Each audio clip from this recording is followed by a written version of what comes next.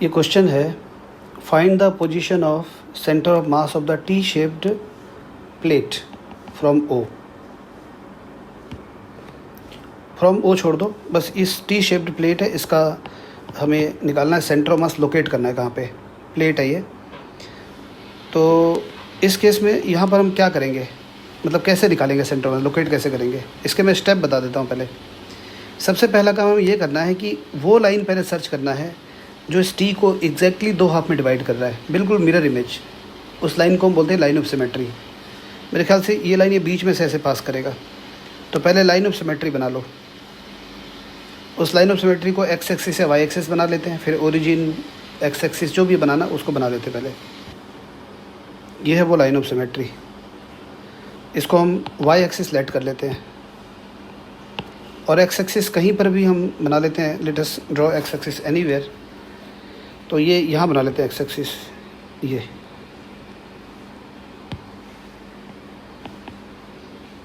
ये पॉइंट हो गया ओरिजिन। अब इसका सेंटर मास कैसे निकलेगा, तो हमें यहाँ इस ओरिजिन से यहाँ से लोकेट करना है और इसी वाई एक्सिस पे लाई करेगा। जो लाइन ऑफ सिमेट्री होती है ना, एक ही यहाँ लाइन ऑफ सिमेट्री है, ऐसे तो कोई है नहीं लाइन ऑफ सिमेट्री। तो इसी लाइन ऑफ सिमेट्री पे अगर दो लाइन ऑफ सिमेट्री किसी भी बॉडी में बनती है, उनका जो इंटरसेक्शन पॉइंट होता है वो सेंटर मास होता है। फिर तो वहाँ कुछ कैलकुलेट करने की ज़रूरत ही नहीं है, पर यहाँ पे करना पड़ेगा। तो इसी वाई एक्सिस पे ही हमें मिलेगा। तो हमें सिर्फ वाई कोऑर्डिनेट निकालना है, एक्स कोऑर्डिनेट की कोई ज़रूरत नहीं है, वाई को हम निकालना है।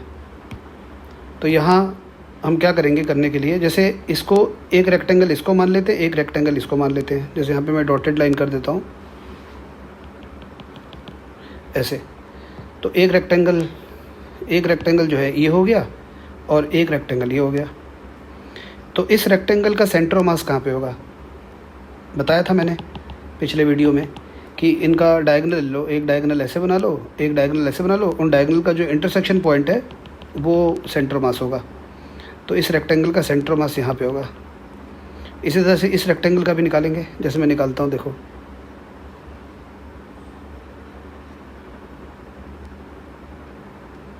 ऐसे हो गया। थोड़ा बहुत इनएक्यूरेट सा हो गया, पर यही है, इंटरसेक्शन पॉइंट यहीं पर है ऑलमोस्ट। थोड़ा सा शिफ्ट सा हो रहा है पर कोई बात नहीं, ये इंटरसेक्शन पॉइंट है। तो हम ये मान लेंगे कि जो रेक्टेंगल है इसका सारा का सारा मास यहाँ पर है, इस रेक्टेंगल का। इस मास को हम m1 ले लेते हैं और इस पॉइंट का कोऑर्डिनेट क्या होगा, देखो ये x कोऑर्डिनेट तो होगा ही नहीं, यहाँ तक 6 है और 1 7। तो इस पॉइंट का जो कोऑर्डिनेट है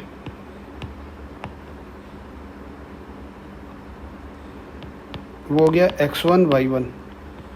x1 कितना होगा 0, y1 हो गया 7 मीटर। फिर ये दूसरा रेक्टेंगल है, इसका सेंटर ऑफ मास निकालो। ये ऐसे, ये ऐसे, इंटरसेक्शन पॉइंट ये। तो ये जो रेक्टेंगल है, तो हमने क्या किया है, ये जो क्या कहते हैं टी है, टी को हमने दो रेक्टेंगल में डिवाइड कर लिया और एक एक रेक्टेंगल के बारे में पता है हमें। तो ये वाला रेक्टेंगल है, इसका सेंटर मास यहाँ पर है। तो इस रेक्टेंगल का सारा मास यहाँ पर है। तो इस मास को, इस रेक्टेंगल के मास को हमने m2 लेट कर लिया और सारा का सारा m2 मास यहाँ पर ले सकते हैं। और इस m2 का ये जो m2 है, ये जो सेंटर मास है इस रेक्टेंगल का, ये जो m2 है, इसका कोऑर्डिनेट क्या है, x2 y2। x2 हो गया 0, y2 हो गया 3 मीटर। देखो ये पूरा 6 है, तो ये यहाँ से लेकर यहाँ तक 3 मीटर। तो अब ये जो पूरा t है ना, देखा जाए तो t के दो पार्टिकल बन गए, एक m1 और एक m2। There are 2 particles. अब इसको t मत बोलो कि हमारे पास दो पार्टिकल है, एक m1 और एक m2। तो दो पार्टिकल का सेंटर ऑफ मास कैसे निकालेंगे, और सिर्फ यहाँ पे y कोऑर्डिनेट ही निकालना है। ये फॉर्मूला है m1 y1 plus m2 y2 upon m1 plus m2। अब बात यह है कि मास m1 कैसे निकाला जाए। ये प्लेट है ना, एरिया है ना, एरियल मास। मैंने कहा ना डेंसिटी 3 तरह का होता है, linear density, then areal mass density, volume density. ये y को इक्वल टू हो गया। अब ये m1 कैसे निकालें? तो देखो ये प्लेट है, इसमें एरियल मास डेंसिटी यूज़ होगा। एरियल मास डेंसिटी याद है ना क्या था? ये है sigma equal to mass upon area. तो इसका मास m1 हो गया और सिग्मा, इसका मास निकालेंगे, एरिया निकाल लेते हैं। एरिया कितना है? इस रेक्टेंगल का लेंथ है 8, ब्रेड्थ है 2, तो 16 हो गया एरिया। तो सिग्मा इक्वल टू मास हो गया m1 और ये हो गया 16, तो m1 इक्वल टू हो गया 16 सिग्मा। इस तरह से निकालेंगे m1, ये तरीका निकालने का। फिर m2 निकालेंगे, sigma equal to m by A, क्योंकि मास पर यूनिट एरिया पूरे प्लेट का सेम है, एक ही प्लेट है। सिग्मा मास हो गया उसका m2 और दूसरे वाले रेक्टेंगल का एरिया कितना है? ये 6 है और ये 2, 12 हो गया। तो m2 equal to 12 sigma, m2 12 sigma, m1 16 sigma. और इसके बाद में हमें y1 y2 लेना है। देखो y1 कितना है, यहाँ पर ये m1 लिया हमने, y1 की वैल्यू 7 है, y2 की वैल्यू 3 है। y1 equal to 7 metre, y2 equal to 3 metre. तो ये सारे वैल्यूज़ यहाँ पुट कर रहा हूँ मैं। सिग्मा मास पर यूनिट एरिया, हम इसको एरियल मास डेंसिटी बोलते हैं। तो प्लेट है तो सिग्मा बोलना है। तो m1 y1 m2, m1 हो गया 16 सिग्मा, m2 हो गया 12 सिग्मा और y1 7 मीटर, y2 3 मीटर। ये सारे वैल्यूज़ यहाँ पुट कर लिए। पुट करने के बाद 5.83 मीटर आ रहा है। 5.83 मतलब यहाँ से लेकर ये यहाँ तक 5.83, यहाँ पर है 5.83। तो इस जगह पे सेंटर ऑफ मास है फाइनली। और इसका जो कोऑर्डिनेट आ रहा है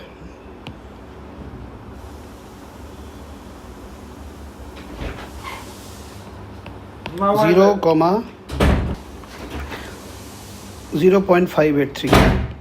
5.83 मीटर, यहाँ पर सेंटर ऑफ मास है।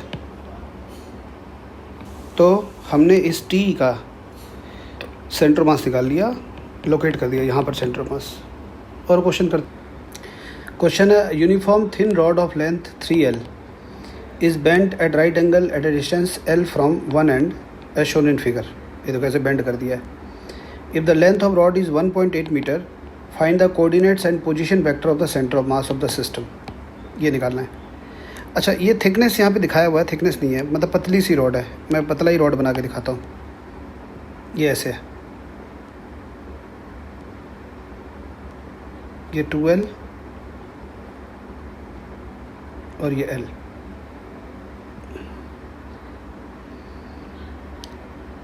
तो L शेप ये रॉड है, ये थिन रॉड। इसका मैंने ये ऐसे थिकनेस नहीं लेना है। ये 2L लेंथ ही है, L लेंथ ही है। अब लोकेट करने के लिए पहले हमने एक्स एक्सिस वाई एक्सिस लिया। पहले ये ओरिजिन ले लिया, ये एक्स एक्सिस है और ये वाई एक्सिस है।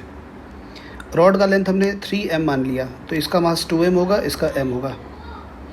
तो एक रॉड तो ये हो गया, एक रॉड ये हो गया। हमें पता है कि यूनिफॉर्म रॉड का जो सेंटर ऑफ मास है उसके मिडिल में होता है। तो पहले हम इस रॉड का सेंटर ऑफ मास निकालेंगे, फिर इस रॉड का निकालेंगे, फिर फॉर्मूला लगाएंगे। तो ये वाला हो गया इसका सेंटर ऑफ मास। इसका क्या हो गया कोऑर्डिनेट? L/2, 0। और इस वाले रॉड का 0, L। ठीक है। तो ये लेंथ हमने O से A तक, इसको 2L OA ले लिया, OB हो गया L। थिकनेस हमने लिया नहीं, मतलब रॉड की तरह ही हो गया ना। तो इस रॉड का, पहले इस रॉड का सेंटर ऑफ मास निकाल लेते हैं, या फिर इस रॉड का निकाल लेते हैं। इस रॉड का कहाँ होगा सेंटर ऑफ मास? रॉड का सेंटर ऑफ मास रॉड के मिडिल में होता है, यूनिफॉर्म रॉड का यहाँ पे कहीं होगा। ये ओरिजिन हो गया ना। तो कभी भी सेंटर ऑफ मास निकालना पहला काम तो यही होना चाहिए, एक्स एक्सिस, वाई एक्सिस या लाइन ऑफ सिमेट्री, वो पहले ढूंढना चाहिए। उसके बाद हमें ये जैसे उस पूरे प्रॉब्लम को अलग अलग हिस्से में बांट लिया। जैसे एक रॉड ये, इसका निकाल लो, तो यहाँ पर हम यहाँ पर बना लेते हैं 0, L। इस रॉड का सेंटर मास यहाँ पे होगा। ये एक रॉड हो गया, इसका सेंटर मास यहाँ पे कहीं होगा।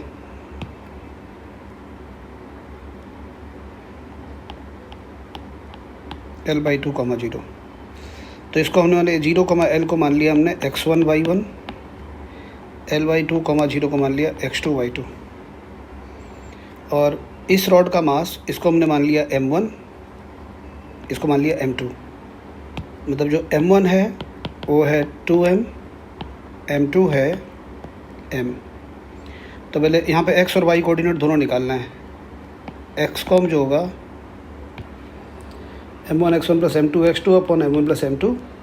m1 की वैल्यू 2m, x1 की वैल्यू ये x1 की वैल्यू 0, x2 की वैल्यू ये हो गया L/2 और 3m हो गया, तो L/6 आ गया।